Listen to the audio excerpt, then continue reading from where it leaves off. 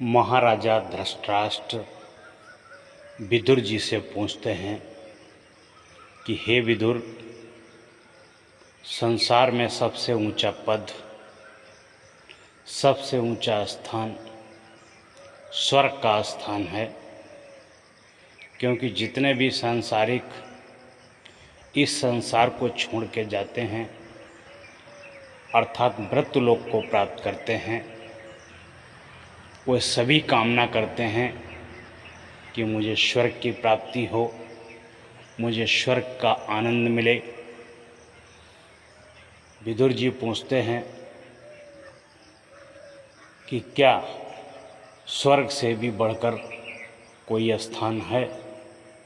क्या स्वर्ग से भी बढ़कर कोई ऊंचा पद है? विदुर जी बताते हैं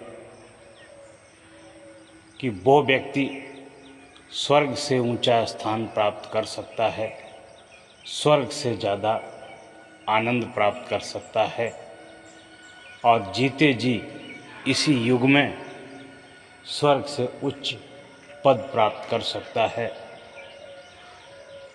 महाराजा धृतराष्ट्र कहते हैं कि विदुर जी बताइए वो पद क्या है और वो पद कैसे प्राप्त होता है, कैसे वो पद मिलता है, किसको वो पद मिलता है। वे बताते हैं कि इस संसार में जो व्यक्ति गलती करने वालों को, क्रोध करने वालों को क्षमा कर देता है और दया करुणा का गुण उसके अंदर भरपूर होता है और अपनी मेहनत से, अपने परिश्रम से, अपने कारोबार से, अपने नौकरी और व्यापार से कमाए हुए धन का कुछ अंश समाज सेवा में, परोपकार में, लोक कल्याण में, गरीबों की सहायता में, भूखों को खाना खिलाने के लिए, गरीबों को वस्त्र दान करने के लिए, सेवा के लिए तत्पर रहता है। ऐसा व्यक्ति स्वर्ग से भी ऊंचा स्थान पाता है। इसलिए स्वर्ग और नरक एक मानवीय कल्पना है, लेकिन आप कहीं दूसरे की सेवा करके देखिए, परोपकार करके देखिए, मानव कल्याण करके देखिए, कितना आपको सुख मिलेगा, कितना आपको शांति मिलेगी। और जिनकी आप सेवा कर रहे हो, परोपकार कर रहे हो, जो लोग आपके समक्ष हैं, उनके हृदय मंदिर में जो ईश्वर तत्व, आत्म तत्व विराजमान है, वह सभी आपके लिए मंगल कामनाएं करते हैं, मंगल आशीर्वाद देते हैं, तो आपका जीवन धन्य हो जाता है। आप दुनिया के दुखों से, हारी बीमारी से, बड़ी बड़ी मुसीबतों से आपका वक्त टल जाता है। जो पशु पक्षियों पर दया करता है, करुणा करता है, माँ बहन को अपनी माँ बहन समझ करके देखता है, दूसरे के बच्चों को अपना बच्चा समझ के दर्शन करता है, वह व्यक्ति वास्तव में साक्षात्कार हरि भगवान होता है, हरि भगवान होता है।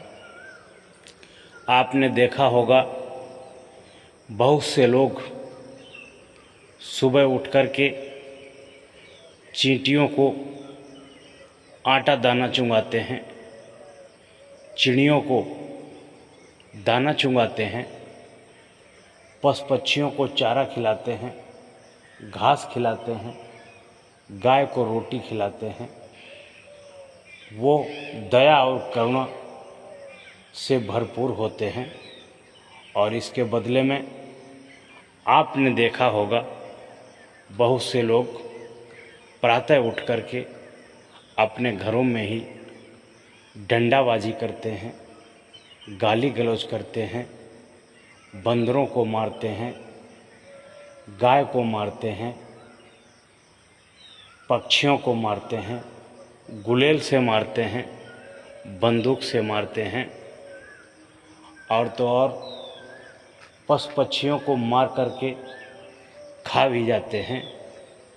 ऐसे लोगों को पूरे जीवन में सुख शांति का दर्शन नहीं होता है।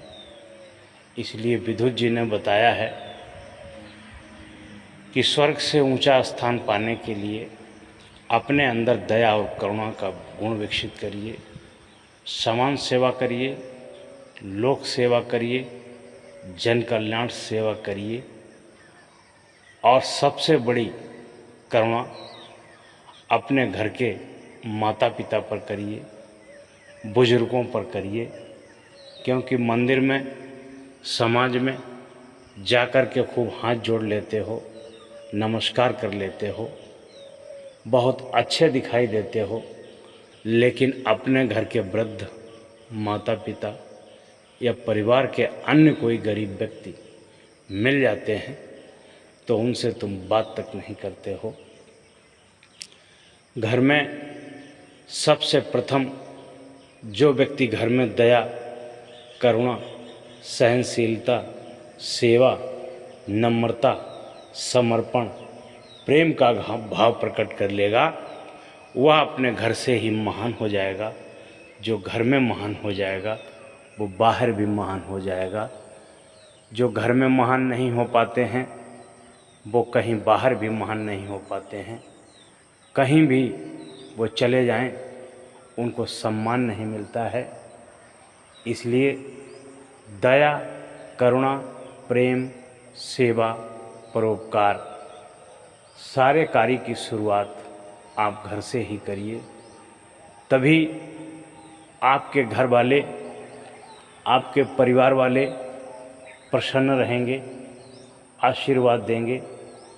क्योंकि जो जीवन में माता पिता के आशीर्वाद से वंचित रह जाता है, उसे जीवन में कहीं भी कोई मंदिर, मस्जिद, देवी देवता, भगवान आशीर्वाद नहीं दे पाता है।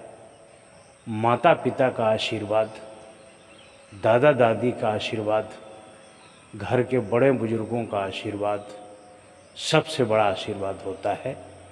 और इससे बड़ा संसार में न किसी देवता का आशीर्वाद होता है, न किसी देवी का आशीर्वाद होता है, न किसी भगवान का आशीर्वाद होता है। माता पिता का आशीर्वाद ऐसे समा जाता है जैसे हाथी के पाँव में सभी के पाँव समा जाते हैं। उसी प्रकार से जब इंसान को माता पिता का आशीर्वाद मिल जाता है तो दुनिया के समस्त देवी देवता, भगवान, ईश्वर का आशीर्वाद उसे प्राप्त हो जाता है। जीवन में कितना भी संकट आए, कितना भी दुख आए, कितनी भी परेशानी आए, लेकिन कभी भी जाने अनजाने में भूल करके भी